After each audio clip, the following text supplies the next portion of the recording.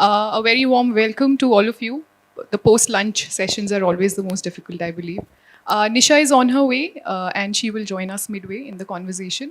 Okay, so today we are going to talk about the jugalbandi between influencers and brands and how they work together to contribute to each other's growth stories.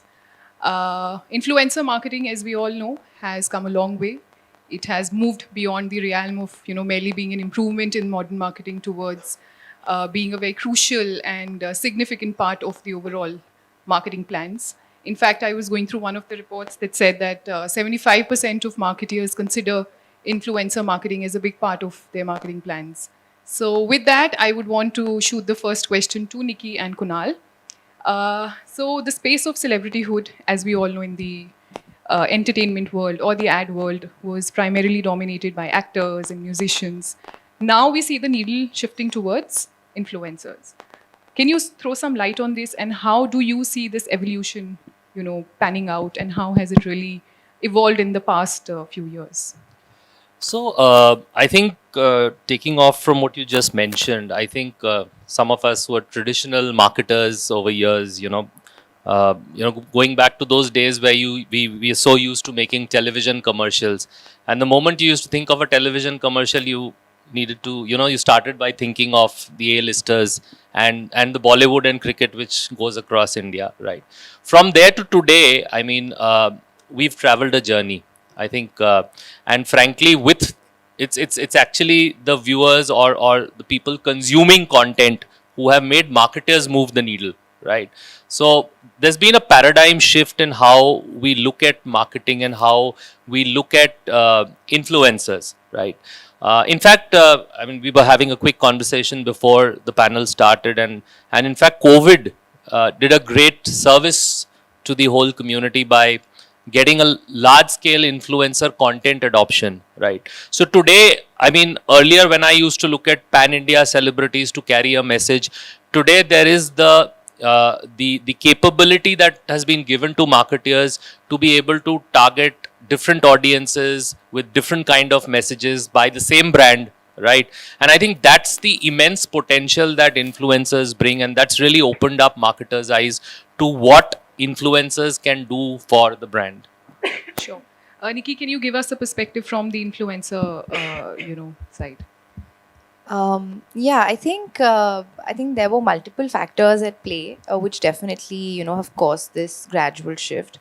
I think firstly, definitely, just the onset of Instagram and other social media platforms, and like he said, after COVID, the fact that everyone spent so much more time on these platforms that brands and agencies and the marketing teams realized that there was a considerable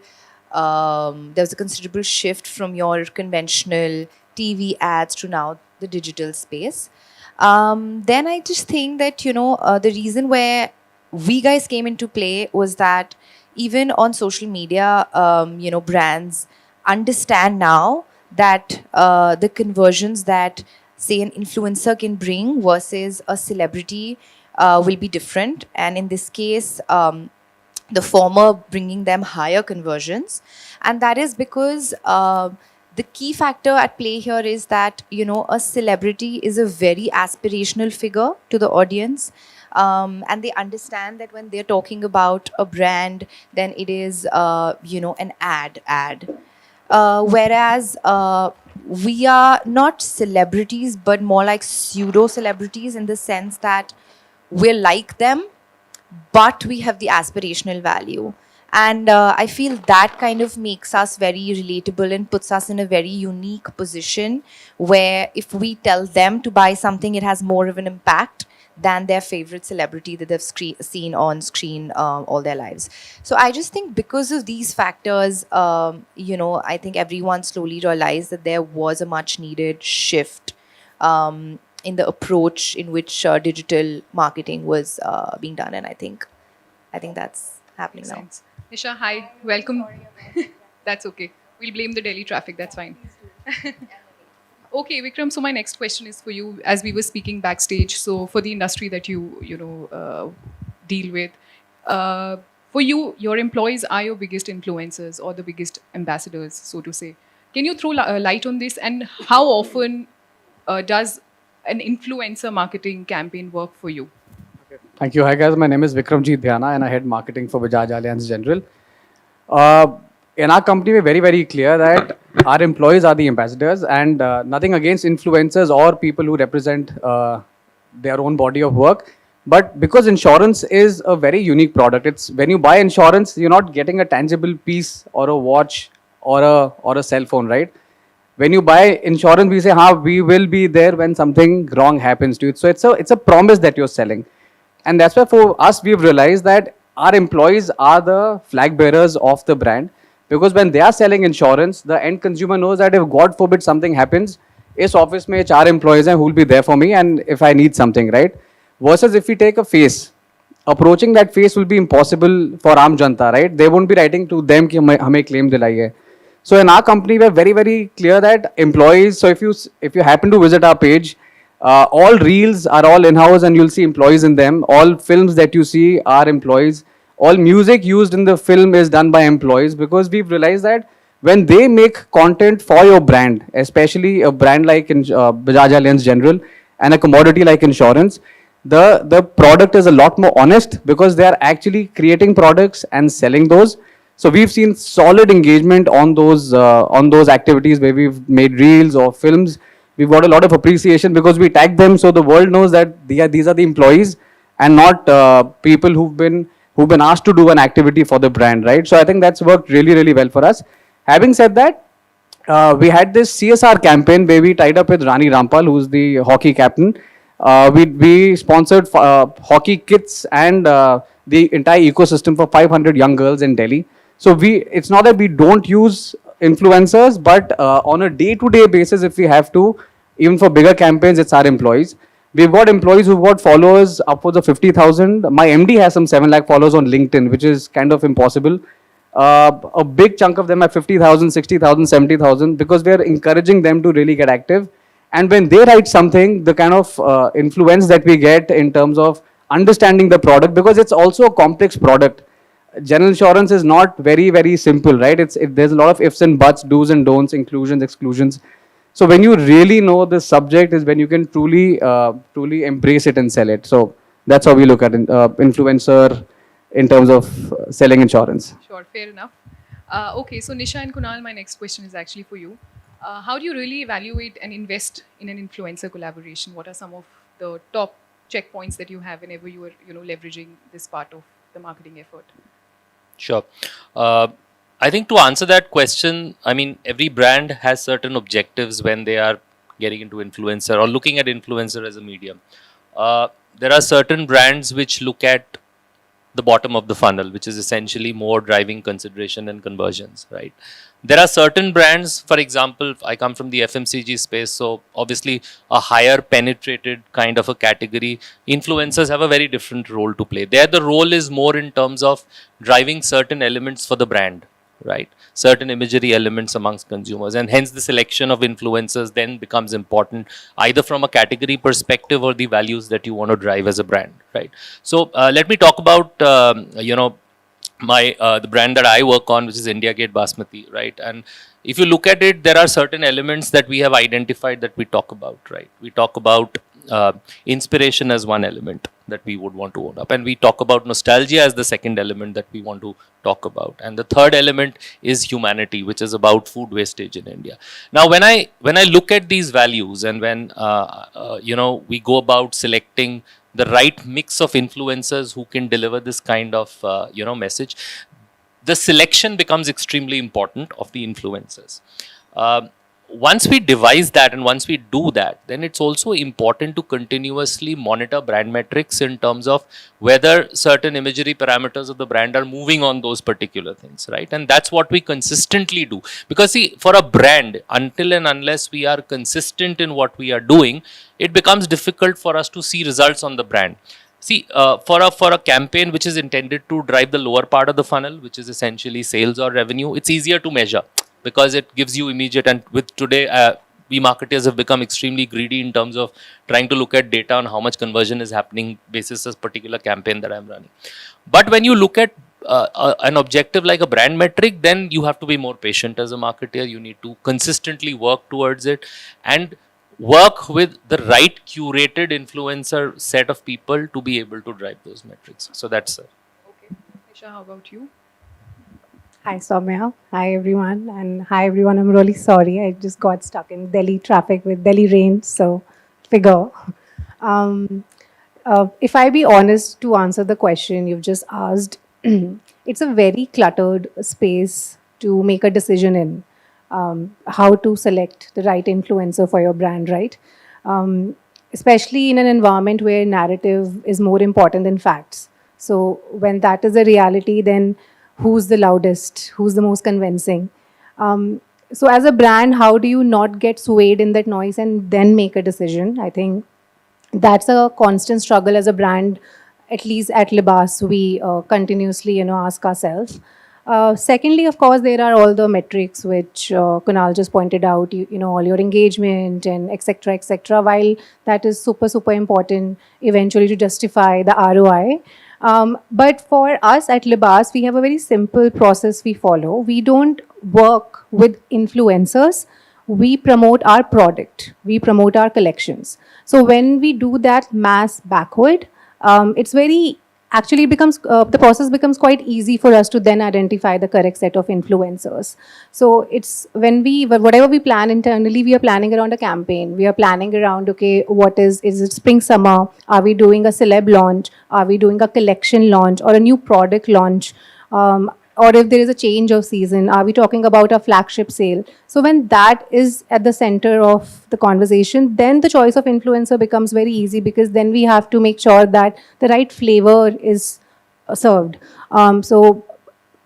We also don't nothing against big influencers like Nikki. We also most of the times can't afford them every day. But we try to ensure that we work with influencers or even OTT celebrities, which are trending, who are trending.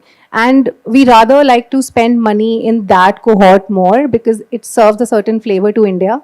And then we combine our collection, etc., around it. So yeah, that's majorly how we plan it. Okay, I'm taking the liberty of asking you, how much do you spare for the influencer marketing campaigns out of your monthly marketing budget? You didn't tell me If I when may to ask me this. Trick question. If I have to be technically correct, then I think of my social media marketing spends, 60% of my spends go on influencers. But again, like I said, like we don't work with influencers in a way where we want to work with influencers. That's the agenda. We are promoting our collection and products, and we are a fast fashion brand. So for us, rotation is the key. So when we have to do that, we have to ensure that how are we serving it. And by default, consumer wants to consume content through influencers. We also have started doing this really interesting thing, which has worked really amazing for us. The CTR is close to 5x more than the BAU CTR, which is, so say we have launched a new collection. So instead of doing a catalog shoot only, of course, we need to do that because marketplaces have their, restrictions, etc. So there is your regular catalog shoot, but then we also work with influencers to replace the first image on the website and on marketplaces because it seems more real. People can relate more. Okay, how will it look on me? And then our influencers are not like picture perfect influencers. They are regular people, but of course they have a certain following. We work with micro influencers a lot because engagement rate there is 6x more than your top tier influencers. We do work with top tier influencers as well for special campaigns. So that has worked really well for us. So again, product is the hero, and then we work with influencers to promote Understood. it. So, Nikki, my next question is for you. As we understand that marketing needs change depending on the market needs, right? How do you, who's one of the leading influencers in the industry, how do you keep yourself abreast with the changing changes in the ecosystem? And how do you, as an influencer, really zero down on one brand collaboration? What are your checkpoints? To kind of adapt to the system for us, we really just focus on content because our love language is content. That's how brands understand what we talk about. That's how they, get to know. Like he also mentioned, what our page stands for. So, right now the attention span is so small that honestly, this is an everyday challenge, so it does not come in phases. It's an everyday thing for a creator to kind of constantly evolve when it comes to what's happening in the market. In terms of the brands, obviously we all have our categories, and that depends on what our audiences have been interested in all this while, depending on the content that they've consumed from us. And obviously there's data which kind of tells us, okay, this is what they're more interested in, etc. So we as creators usually try to work with brands that align with what our audience is interested in, because then that's just a win-win. So in that sense, it's pretty straightforward that a brand needs to, like today, if I talk about fashion and beauty on my page, then I know that if a fashion or beauty brand is coming to me, I can offer them what they want, plus give a lot of inputs based on what my upcoming events or plans are, where I can help them integrate their brand in a much, much more better way. So I just feel when I can bring that expertise on board, it's obviously better, right? So we also choose to kind of work with brands in that big category that we belong to. That's basically the main criteria, essentially. Understood. So Vikram and Nisha, help me understand what are some of the crucial metrics that you gauge whenever you are, leveraging an influencer marketing campaign. I mean, like I mentioned, like your usual engagement metrics, which is your, I think most importantly, which has changed the game for us, is selecting an influencer. The shares and saves algorithm, I think that how Instagram actually works the best Do you now. leverage AI and data as... We do. We Okay. use AI very strongly to assess if, of course, the follower base is correct. If the influencer has worked in the category we operate in, it's also very important for us, right? Like, I can't be working with an influencer because there are so many now, even on the micro level. Somebody who creates content for, say, like a Shein or an Urbanic, or somebody, say, for like a Freakins, which are all very cool brands, but it doesn't serve the purpose for my brand. So our scouting process and evaluation process is very strict. Of course, then we are more lenient when we work with influencers. We give them absolute liberty, because I think I learned it the hard way after failing couple of campaigns, that nobody knows their audience base better than the influencers. You're paying them a certain, money, a certain amount of money. Trust them to do what they know best. But we are very strict with the scouting and evaluation process. So we ensure firstly that, the category is served with the content they do. And also, is the influencer really honest with their audience base? I think authenticity and empathy and kindness and relatability are key themes, even if you read any of the major research reports and findings by all the major platforms, right? So we ensure that the influencer is speaking to its audience, be it about the pay they generate through the content they do, be it about their own insecurities or their own struggles. So when we find that right balance, I think we make our choice there. Sure. Vikram and Kunal, would you want to throw light on the data and AI part of it? I think... Yeah, just a little bit about the first part first, where even though we don't use a lot of influencers, like I said, but whenever I come to these conferences, I like it because I see a lot of people who can be potential customers, because whoever I meet is predominantly underinsured, no matter how much they feel they have insurance, but whoever I meet is predominantly underinsured. And I say that with a lot of confidence because I know that, right? So our marketing predominantly focuses on educating people, because even today, a lot of us feel that we've got our particular amount of insurance covers, but it's still less, because a lot of people don't understand the value and the power that an insurance can give you, especially a general insurance, and the range of insurance. So from a pet dog to a pet cat to cyber to home, of course, health and motor, most of you would know, but the others, a lot of people tend to ignore. I somehow feel cyber is the most important. So we spend a lot of time educating people about insurances. So our predominant focus is reach and engagement, so that we know that an X number of people at least saw, read and understood, hopefully, what it is, let alone buy. Buying is the secondary part, because if they don't know what it is, they will never buy. Because like I said, when you're buying an insurance, you're not getting anything in return. पहले हम फिर भी एक policy देते थे BSG करके. A lot of people are just mailing, so you're getting absolutely nothing when you're buying a policy. It's just a promise कि when something happens we will be there. But so the whole concept for us is to influence them to understand what it is, because once they do that, Bajaj Allianz General is one of the largest insurance companies. A lot of them will come back to us, but पहले समझ जाएं and then coming is more important. So that's how we kind of use the whole gamut. I think, Soumya, one point that I want to add here, I mean, we've spoken a lot about numbers and the science of the whole piece of how you measure the impact, right? I think as a marketer, I would also look at the art of doing it, right? And the art of doing it right. Because I think all of us here understand that content is what is actually, driving this whole wave of influencers, right? I'll give you an example. I mean, we did an outdoor campaign and laddered it up with an influencer campaign in Delhi. And, one of the things that we just spoke about in terms of briefing, right? As marketeers, traditional marketeers, again, we are very passionate about the brief that we give. How does our brand look? Is it looking fine when the influencer is posting it out?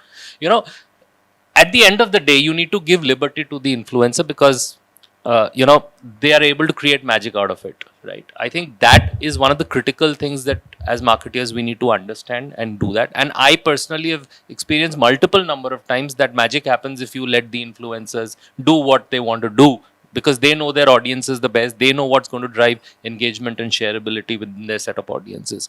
I mean, one of the influencers, because we gave a very open brief, created a song out of it which became, a huge shareable piece, right? So I think it is also important when we look at this whole influencer piece to be, as marketers, to be able to give that, open brief through which there is the liberty that the influencer has. You look at an influencer and you look through the feeds and look at the kind of organic content they do, and then you look at a branded piece and you can see it and understand that the brand has given a very tight, closed brief.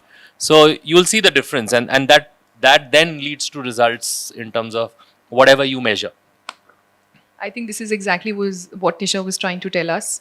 Okay, so coming down to my next question. So basically, we are witnessing a trend where certain platforms, say Facebook, for example, is witnessing a decline versus LinkedIn, which is witnessing a sudden uptake in, influencer marketing campaigns. What is your opinion on this, and how, as brands and as the influencers, someone who belongs to the influencer community, how do you really navigate this new change? And how are you really preparing for it? Who wants to go first? Anybody? I'll happily go for it, guys. Yeah, exactly. I was waiting for this question. Like I said, we are extensively using employees. LinkedIn, I think, has become so authentic these days because seldom someone would post something which has little element on LinkedIn, because या तो किसी को नौकरी चाहिए होगी eventually कहीं ना कहीं. So as a platform right now, I think it's the most honest to a very large extent. Of course, nothing can be 100%. There are loopholes in every platform that you go to. Some have bigger loopholes. I think LinkedIn has slightly smaller, slightly tighter loopholes. So I think the kind of influencers that are coming on LinkedIn, they know that targeting the corporates is also important, because that's where a lot of activities, campaigns, marketers are sitting who can identify what they're doing. So I personally feel LinkedIn as a platform is here to stay. I wouldn't say Facebook is dying. Facebook is still serving an audience that is still on Facebook, and that's a big chunk of the Indians. So Facebook would never die, at least not right now.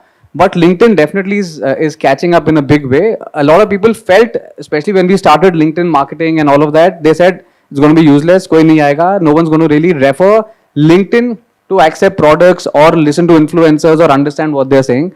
But I think the platforms built a strong sense of authenticity right now, because Naukriya dila raha tha, so they knew that authenticity hai. This was the only thing that was left, and people have started using it, and I think it's doing wonders. I think I can just add a couple of points. I mean, we did a social campaign largely on the digital space called Ek Muthi Chawal 2 years back. That was around food wastage. And we did a similar kind of a initiative in our office, where employees came in and contributed, a fistful of rice, and that got contributed. That's one of the best performing posts that we had on LinkedIn. And so you imagine what even the power of LinkedIn is, and the power of content, I believe, that, where you can drive engagement. You may go first. Yeah, I just think that, I mean, I don't know much about LinkedIn because I think from where I come from, it does not play a very important role. But just the Facebook versus Instagram debate, I just feel before Facebook could reach to a place, where Instagram is right now. For example, before Facebook could become a platform that people were heavily monetizing from, obviously Instagram happened.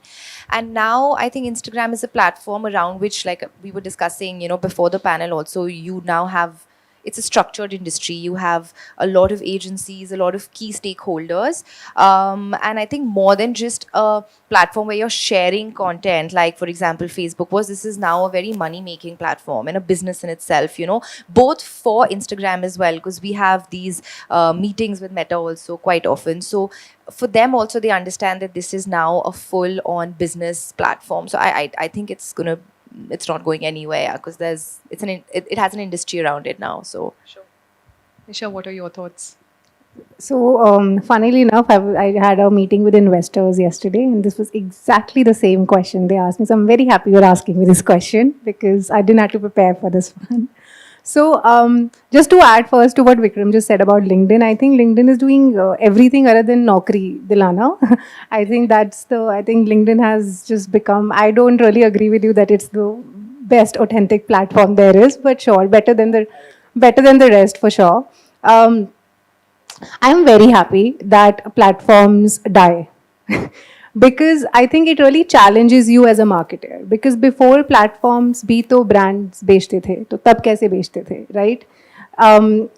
It really challenges us. It puts us in a very uncomfortable place, of course. I mean, I don't want to say it to sound intelligent, but of course it puts us in a very difficult situation. But I think that's what challenges us to also become better marketers. And I think what it puts every brand in a bracket of is to work on your own media and work on your own website, work on your own website experience. Work on creating better offerings and the engagement better. So that means connecting with your community, both online and offline. Create experiences on your website itself, right? With catalog videos where you can directly purchase off the website, invest in tech, create ticketed experiences, maybe, work with influencers through affiliate networks on your website, which is, of course, social commerce is a big conversation as well. Create and build your emailer list. So I think that's WhatsApp communication is so huge, right? So we have a flagship called Purple Day Sale, and it's just coming towards the end of July. And we are working so much on creating and gamifying experiences with customers through WhatsApp. So, of course, there is WhatsApp marketing, which is a more expensive conversation. But on regular WhatsApp communication with our customers as well, what we have started doing is we have started creating office videos. So I agree with Vikram on that we also use our employees as influencers because also they don't have the burden of having a certain number of followers, looking a certain way, having the perfect outfit, right, having a perfect background. So just by the virtue of volume, you create a lot of noise there. So I think that's an interesting way to work around changing platforms because TikTok also died, right? It gave platform to so many people, so many influencers, especially from tier 2, tier 3. The amount of money they were making just within 3 months of the platform booming in India was immense. But it died away. So what really stays is content, understanding of content, understanding the consumer, understanding India, and not only India 1 and India 2, but India 3 and India 4. So I think that's what we all need to do as well. Yeah, I think majorly that's what we believe in. I think Facebook hasn't really died again. I think it's a community-based platform now. So you need to work with niche audience, niche influencers, talk about issues which really matter to people as well. Again, if one platform dies, there are other 2 platforms which are, I was just reading on the way here that Koo has finished their operations in India. And Koo was such a strong platform, right, when the entire Twitter thing was happening during COVID, just in 4 years. So there are other platforms. So start small, experiment, be an early experimenter on the other platforms, start with pilot campaigns, so before spending too much, and see what works for you. So yeah. Okay, sure, fair enough. Taking cue from your answer, let's speak around social commerce a bit. As marketeers, do you really feel that influencers are able to drive sales for your brand? Okay, sure.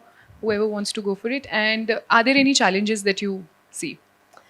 The reason I was so enthusiastic to take that one is because I worked in my last job. I worked with Publicis Group, and I was hired. I was specially hired because they wanted me to set up the vertical of influencer affiliate marketing, popularly known as social commerce.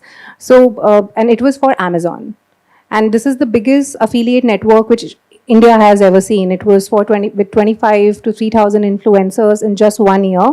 The challenge Amazon had was that they wanted to build better traction in the personal care and fashion as a segment. And the added challenge on that was that they wanted to tap into millennials and Gen Z. So Amazon Pay basically koi nahi kharid raha tha fashion and beauty. People were going to Myntra or Nykaa, right? So that was their challenge.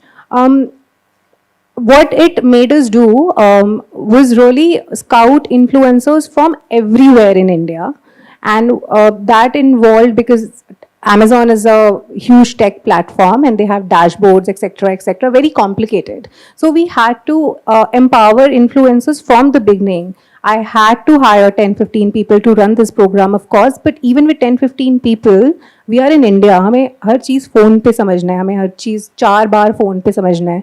So like to create that kind of campaign, it really made us understand that there is power in this, because within 1 year we were able to generate a revenue with the 2,500 influencers at a revenue of 250 CR. So it has merit, and I can say that because I've run it. I've run it with Indian influencers, young influencers, macro influencers in a category which is fashion and beauty, where the ticket size isn't even that big. So yeah, that's what I have to say. Vikram, do you want to add anything to this? Well, we've not done any such campaign, but we've done campaigns through employees and we've seen reasonable amount of return, like I said. And that's the sole reason why we stick around and do campaigns with employees, because the honesty and the trust with which they sell on social, especially, we've seen. So we've done a lot of health campaigns, cyber campaigns, like targeted LOB campaigns, because it becomes easier for them also to communicate. So we've done social campaigns and offline campaigns also, and it's given us solid amp in the number of policies that we've sold and the kind of revenue that we've got. And that's actual solid profitable business. So a lot of, because when they are going out there and being the face, they're getting consumers and customers who they know and who they trust. So the kind of business that they bring in is solid. And for insurance, the more profitable the business, the better. So I think that's worked very well for us. Sure enough. Do you have anything to add, or should I move to the next question? I think just one dimension. I mean, largely, if you look at my category, the FMCG category, then I think most brands don't look at influencers from a conversion point of view, or from purely from getting people to buy. But I think in certain categories like health, for example, I think there is a significant amount of